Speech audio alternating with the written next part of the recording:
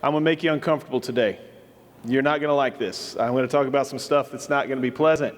And as we do that, I just need you to be aware it's just the way it is, and we've got to deal with it, and we've got to figure out how we take some steps to fix it, move past it, and work on some things. And as we do that, I want you to understand that when we did the ordination a few minutes ago, that was uncomfortable for the deacons. Getting up here in front of a large group of people and allowing somebody to wash your feet that's humbling. That's very, very uncomfortable. I asked the deacons in our last deacons meeting, I said, guys, if you don't want to do this, if this is, whoa, I forgot my clicker. I always forget my clicker. I'm going to have to attach that thing to me somehow. Thank you, Sonny. Ay. I asked the deacons, I said, if you're not interested in doing this, just let me know and we'll get past it. And one of the deacons said to me, says, well, David, while you're down there, can you give me a pedicure? And I said, well, I don't think I can do a pedicure. I did have some nail polish, but I skipped that. So anyway, when we talk today about this topic, we're talking again, hope changes everything, but we're going to be focusing on how you've made a difference in my life. And I want you to think for just a second as we get started about two things. I want you to think of the people or the person that has invested in you and that has made a significant difference in your life. That might be a coach, it might be a parent, it might be a teacher, it might be whoever it is for you. And I want you to put their face in your mind. Now I want you to think of a second thing. I want you to think of the person in your journey that you need to make a difference in their life. For many of you, for most of us, it's going to be your children, maybe your grandchildren. It might be somebody right now that you're working with. It might be a neighbor. I don't know on the spectrum of life who it is for you. But I want you to be thinking about the person that had a significant influence in your life and who you can have a significant impact in their journey. In the Gospel of John in chapter 4, if you've got your Bibles, you can open up there. I'm going to be going through this scripture. We're looking at this incredible story of Jesus meeting a woman at a well in Samaria. And we look at this story, and John tells these incredible sweeping narratives. And in chapter 1, he tells the story of how the Word became flesh. In chapter 2, he starts with the first miracle of Jesus with the turning the water to wine. In chapter 3, it's the encounter with Nicodemus, and we see this beautiful picture of salvation. In chapter 4, it's this message of how he met a woman at a well in a place called Samaria and a place called Sychar. If you look at this map of Israel, Jerusalem is kind of in the center part of the nation, and just over that where it says West Bank is where Samaria was then and where Samaria is now. Jesus' headquarters are up at the top near the Golan Heights, near that little blue dot that is called the Sea of Galilee. And for Jews in that day when they were traveling from Jerusalem or traveling from Judea where Jesus was down around the Dead Sea, they typically wouldn't go through what you see there as the West Bank. They would go around it along the Jordan Valley, or they would go around it to the west, around the West Bank, simply because there's a lot of animosity between Jews and Samaritans. And so most Jews at that time would kind of make their way around Samaria. But the scripture says in John chapter 4, in verse 5, in verse 4, it says something very significant. Now, I'm going to share this from the King James Version because the King James nails this. The King James, it reads this way, and he must needs go through Samaria. We look at that and we see that as bad English, bad grammar. We look at that and say that doesn't make sense. But the fact is, the Greek is constructed so that you can see very clearly that going through Samaria was extraordinarily important to Jesus. That he had to go through Samaria. It's almost like there's a divine appointment for him to go through Samaria and meet this person and continue on with his journey heading back up to Capernaum. It's a 100-plus mile walk from where he was up to Galilee. And so for him to go through this place, it wasn't about convenience. It wasn't about a shortness of a trip. It was a sense that he had to go to that place in that direction. The scripture says this in verse 4. Now he had to go through Samaria, so he came to a town in Samaria called Sychar, near the plot of ground Jacob had given to his son Joseph. Jacob's well was there, and Jesus, tired as he was from the journey, he sat down by the well, and it was about the 6th hour. When a Samaritan woman came to draw water, Jesus said to her, "Will you give me a drink?" His disciples had gone into town to buy food, and the Samaritan woman said to him, "You are a Jew, and I'm a Samaritan woman. How can you ask me for a drink?" For Jews do not associate with Samaritans. We look at this text and we don't think anything of significance. Jesus asked for a drink of water, period. It's simple, it's easy, it's not complex, it's not difficult. But when Jesus asks this woman for a drink of water, he's crossing multiple barriers in the simple act of doing that. Jesus is asking a woman. There's a huge gender issue in this day where men did not associate, did not engage, did not talk with women that they were not connected with. He's asking a Samaritan who Jews and Samaritans had a lot of issues in that capacity. They're dealing with a cultural barrier, a racial barrier, a gender barrier. And there's a fourth barrier that Jesus is overcoming, because as you get on with this story and you read in verse 16, he said to the woman, he said, "Go call your husband and come back." And she said, "I have no husband." And Jesus said, "You're right when you say you have no husband. The fact is you've had 5. And the man you now have is not your husband. What you've said is quite true." So Jesus is dealing not just with gender, not just with ethnic, not just with religious and cultural difference, but he's also dealing with some moral stuff. Now, we're accustomed to Jesus dealing with sinful people. Jesus does that. That's Jesus' thing, to meet with people who've got some issues. But religious leaders, Jesus was a rabbi. Jesus was a significant figure. Jesus is a significant person in this story, obviously. Religious big leaders do not meet with people of her repute. So Jesus, he breaks a fourth huge barrier at this point. And you go about this for just a second, and you think about the barriers that he's addressing. The first one is racial. Jews and Samaritans had been separated for over 500 years at the point of this writing. In fact, they'd gone to war on multiple times. The Jews and the Samaritans, they disagreed about some religious pieces. They'd been intermarried. They were different from the Jews and the Samaritans in terms of their ethnic background, a little bit of their language background. They didn't care for each other. Today, if you go to modern Israel and you visit Israel, there's one village in Israel today that is a Samaritan village. You can count the number of Samaritans in Israel today. There are 781. I counted them last time I was there. Just kidding. You can look at that on the all-important Wikipedia, and it'll tell you that they live in one village. The big significance between Jews and Samaritans: Samaritans believe you should worship at a mountain called Mount Gerizim. And Israelites, Jewish folks, they believe you worship in Jerusalem, at Mount Zion. Their Torah is a little bit different. The people of Samaria are just a little bit different at this point. And so we see this picture of Jesus crossing a pretty significant racial barrier simply by asking, "Give me a drink." But there's a second barrier that Jesus addresses, and that is the gender barrier. And again, we don't think anything about this, that he asks a woman for a drink of water. In Jesus' day, men just didn't do that.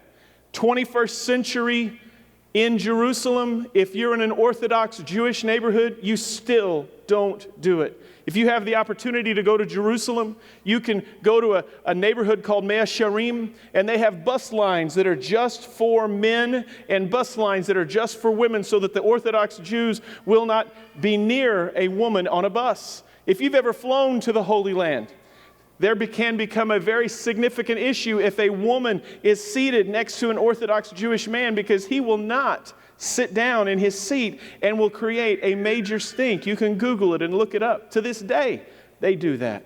And if you go to the Wailing Wall and you visit the Wailing Wall, there is a dividing line right down the middle of the Wailing Wall where Jewish men are on one side and Jewish women are on the other side. Even to this day, Jesus is crossing a boundary at that point that has ramifications for us. Jesus crosses a pretty significant barrier culturally. When Jesus is talking with this woman, they are distinct languages, they are distinct people groups, they are distinct religious groups. Things are very different. There are pretty strong differences between the two groups. And simply by talking to her and beginning the discussion and talking, he's crossing some boundaries that are huge. And ultimately, he crosses that barrier of morals. Jesus being the sinless Son of God, Jesus being a very special rabbi, Jesus being a strong moral figure, should not, in his day, have had any engagement or any discussion with this person. He just shouldn't have done it. When you read this story, it's kind of interesting. She's there by herself. She didn't come with anybody else. She's at the well by herself, and there's a reason for that. The ladies don't like her. The ladies are not interested in her. The ladies are not interested in being a part of where she is. Do you want to see the barriers that Jesus crossed? That's a little bit about what it looks like. That's the Wailing Wall. That's the dividing mark. It's very, very stringently enforced. If a lady tries to go on the left-hand side of that, it will create an incident. If a man tries to go on the right-hand side of that barrier, I promise you, it will create an incident. Situation in Jerusalem, even to this day, is just like that. Friends, if we want to talk about Jerusalem, we can. But we can also talk about some of the challenges that we're facing in our culture and we're facing in our nation as we see a nation that is divided by different people groups, different faith groups, different ethnic backgrounds, different language backgrounds. We can see something very similar taking place in our nation. We don't have to put a picture of the Holy Land. We can open up our newspaper, we can open up our website, and we can read what's taking place all over the world and all over our country and say, there's an issue here. So Jesus continues. In John, chapter 4, verse 10, Jesus answered her, if you knew the gift of God and who it is that asks you for a drink, you would have asked him, and he would have given you living water. Sir, the woman said, you have nothing to draw with, and the well is deep. Where can you get this living water? Are you greater than our father Jacob, who gave us the well and drank of it from himself, as did his sons and the flocks and the herds? And Jesus said, everyone who drinks this water will be thirsty again. But whoever drinks the water I give him will never thirst again. Jesus begins this discussion talking to this woman after crossing some significant barriers, and he starts talking to her about living water. In our minds, we start grasping what does this living water look like? Well, living water is water that you're not dipping out from a stagnant well. Living water is water that you're not drinking from a cistern that has sat there for weeks or months. Living water is not water that's in a pond. Living water is flowing down a mountain. Living water is fresh. Living water is refreshing. Living water is cool. Living water gives strength and purifies and gives life. If you're drinking water sometimes from a cistern or a pond, you know that's bad news for your health, don't you? You know that's going to mess you up. Well, they knew it then as well. And so we see this picture of living water versus this other piece. And Jesus starts trying to differentiate. It's not the living water that's going to make you feel good. It's living water that's going to satisfy your soul. It's living water that's going to refresh your mind. It's living water that's going to strengthen your spirit. It's living water that's going to purify your body, your soul, and your mind. It's living water that's going to make your life fruitful and give abundance. The Bible says that we are to be filled with this Spirit, that we are not to quench the Spirit of God, that this living water that Jesus represents is this renewing and invigorating and refreshing, life-giving water. That's the water that Jesus offers her. And so as Jesus continues on with his discussion, he tells the woman, he says, hey, go call your husband. Go tell him to come and let's talk about this. And the lady gets a little nervous at this point. I got no husband. And Jesus said, well, you're right. You don't have a husband. You've had 5. And the man you're shacking up with now, he's not your husband either. And so she doesn't like this line of questioning, does she? She's not interested in this. So she tries to shift it and get away from her and get away from her issues and start talking about something else. And she says very clearly, sir, I can see that you're a prophet. Yeah, you're a smart guy and you're a significant guy. And our fathers, what they used to worship on this mountain. But you Jews, you claim that the place where we must worship is in Jerusalem. She's not interested in Jesus dealing with her mess. She's not interested in Jesus dealing with her stuff. She wants to start an argument about some religious matters and get it off of her. Have you had this experience? Have you had an opportunity to talk to a friend about their faith and their relationship with Christ, and instead of them fleshing it out a bit, they start bringing up some arguments? They start arguing about, well, look what Christianity's done in the past. Look at the Crusades and the Inquisition. And how terrible is that? Well, that's a pretty strong argument. They're right. Well, what's the difference between you Baptists and you Catholics? Why can't you guys get along? Why don't you like the Methodists or the Pentecostals? And they start bringing that issue up. Guys, that's a good argument to make. The issue and the challenge that we have is not to bite into that and simply ask and try and convey, I can't resolve those issues about the Crusades or the Inquisitions or differences in denominations, but how are you doing with Jesus? How are you responding? How are you as an individual responding to Christ? And divert the argument away from whatever the issue is and help that person to come to terms with where they are. In fact, Jesus did this in verse 25. He said, I know Messiah. He's coming. And when he comes, He's going to explain everything to us. And then Jesus said, I who speak to you am he. Just then his disciples returned, and they were surprised to find him talking with a woman. But no one asked, what do you want? Why are you talking to her? But the woman left her water jar, and she went back to the town. She went back to her people, and she said, come see a man who's told me everything I ever did. Could this be the Christ? And her village, everyone came out to see Messiah. Scripture goes on, and it says in verse 39, it says, many of the Samaritans from that town believed in him because of the woman's testimony. He told me everything I ever did. Here's the deal. This woman came to the well by herself. She came to the well because none of the other ladies wanted to hang out with her because they knew what kind of a character she had. For a woman in that day, and a woman even in this day, water is the most important part of life. I was in Africa a couple of years ago, and our compound was right next to the community water system, and people would literally walk for 5 and 6 miles to fill a 5-gallon barrel of water, and they would carry it back to their villages on their heads. They would wake us up every morning talking and visiting when they were filling up their water, and they would begin their journey home so they could be home before it was too hot. Water is priceless. Water is valuable, and those individuals who walk for miles, even to this day, you don't forget your water. You take your water home. This lady, she left her water jars because she found something that was so important that she left what she went to the well for in the first place and went back to tell her friends and the people in her community about Jesus. She left it there. Here's the piece. What do we need to leave behind? What do we need to leave behind when we come to this place where we encounter the living Christ? What is it that we need to leave behind when we've met Jesus and we deal with some stuff and we deal with some junk? I would say the first thing we need to leave behind is this issue we call shame, this issue that we call guilt, where we have struggled with something in the past and we've been messed up with whatever the junk is, and we've dealt with whatever the issue might be in our past, and like some chains that continue to rattle around in our memory bank, and we recognize where we've done. One of the things we need to leave behind when we meet Christ is the guilt and the shame of our sin that took place in the past. When we've been forgiven, we've been forgiven. The Bible says in Psalm 103 that as far as the east is from the west, so far has God removed our sins from us. And friends, that's an incredible picture of freedom and gifts of grace and mercy. A second thing we need to leave behind are our old ways. We need to leave behind the patterns that drag us down. We need to leave behind the behaviors that mess us up. We need to recognize the transformative power of Christ. This lady, she lived a rough life, didn't she? And when she met Jesus, she went back and she told her friends about it. And she said, come on, guys. You all know what I've done. You know what I've been. You know how much I've messed up. Let's go meet the guy who knows me and who loves me and wants to give me life. And her village made the journey out. And her village responded to the faith and trust in Christ because they saw something significant. There's a third thing that we need to leave behind.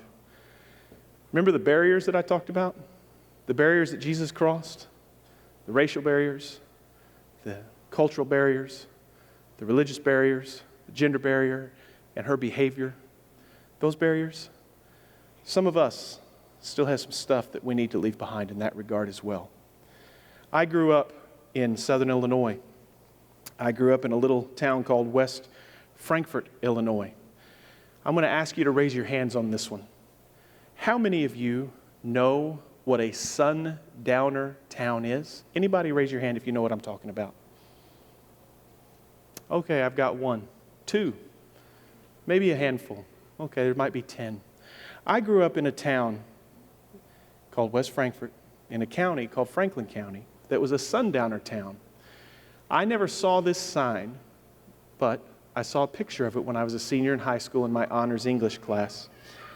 My professor showed us a sign. It was an old 8x10 that said, welcome to West Frankfort, First Baptist Church. Welcome to West Frankfort, First Christian Church. Welcome to West Frankfort, the Lions Club. Welcome to West Frankfort, Kiwanis. And then there was another small sign. Now, I'm not going to say the word, but it said, N-word for black people. Don't let the sun go down on your backside. Only it didn't say backside. It was very clear that people of African descent were not welcome in my community. But those churches had signs right beside that sign. Church that I grew up in, First Baptist Church. We live in a culture that's still dealing with some pretty strong racial issues. I found this image. I don't know if you can read this, but yeah, you should be able to. Mena, Arkansas, back in the 1930s, when it was trying to grow as a community, it advertised itself as a city in the Ozark Mountains. Cool summers, mild winters, pure soft water, beautiful scenery, pretty homes. Sounds good, right? It goes on. We've got schools, lodges and societies, churches, parks, driveways, fruits, flowers, health and happiness.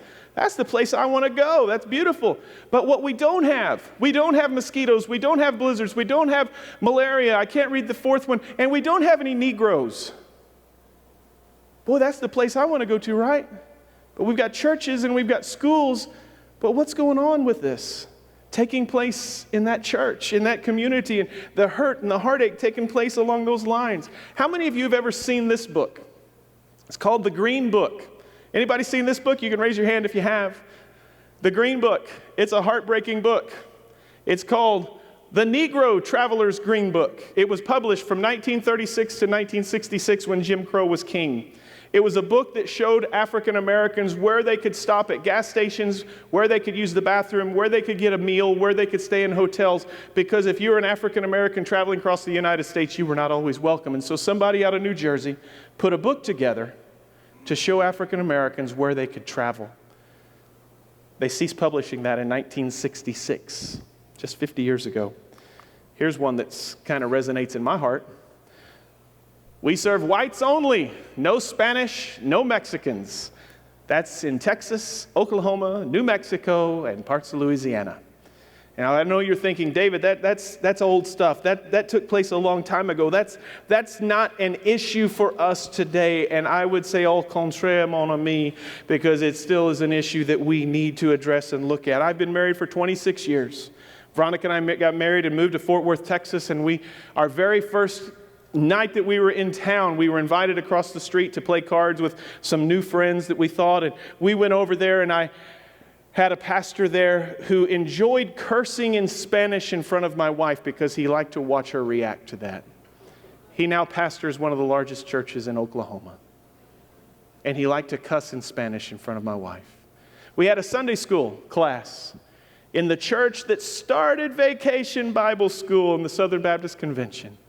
And then one of the Sunday school members in our class used to insult Veronica incessantly. And I never heard it until one Sunday we paid attention to it and addressed it. Guy's a church leader today. Well, David, that's 25 years ago. Yeah, you're right. That's 25 years ago. A few years ago, Veronica went to a church on the south side of Virginia. She was working with the migrant community there, and she walked up to this church that's in our Virginia Baptist connection, that's been our Virginia Baptist family. She was walking up the front door, and there were a couple of deacons at the door, and they said, "Ma'am, you can't come in." "Well, I'm here to meet the pastor." "Ma'am, Mexicans don't come in this church. We send you to the basement." "Excuse me? You don't come in here. You go down in the basement. You can't come in the sanctuary." "I'm here to meet the pastor." "Ma'am, you don't understand. The Mexicans don't come in here." So she goes around the back. If you were to ask some of the African Americans in this room, if you were to ask some of the Hispanic folks in this room, if you were to ask other ethnic groups in this room if racism is still an issue, I'm afraid they would tell you, "Oh yeah, it really, really is an issue that we have to address and be a part of." But I also want to tell you there's something very powerful in this room right now. Every Sunday you gather in this place at 11 o'clock. There are 20 to 25 different ethnic groups worshiping in this one place. This is one of the very few places that people come together. This is one of the very few places that the people in this community come together across racial lines, across ethnic lines. We come together under the banner of the cross, and I believe this church is equipped to make an extraordinary impact in this community because of the way we love and care for one another. Friends, we have folks across the street in the Arabic congregation. We have friends in the Hispanic congregation. We have friends in the Vietnamese and the Korean congregation. And in 2 weeks, we're going to come together as the body of Christ in a taste of heaven, symbolizing the fact that under the banner of the Christ, under the banner of the cross, in the name of Jesus, we can come together and worship and love and serve and be the community of faith that we are called to be. That's what this church can do. And it can make an extraordinary impact in a world that desperately needs that message. Jesus crossed barriers, and he's asking us to do the same thing. Wherever it is that you work, wherever you go to school, wherever you live, whatever neighborhood you're a part, he's asking us to make a difference in this world that we are engaged. You have made a difference in my life. Jesus made a difference in this woman's life in such a way that her life was radically different. When Jesus did that in her journey, she told her friends, and her friends encountered Christ, and life was different. I asked you to think about that for just a second at the beginning of this message when you think about how people have made a difference in your life.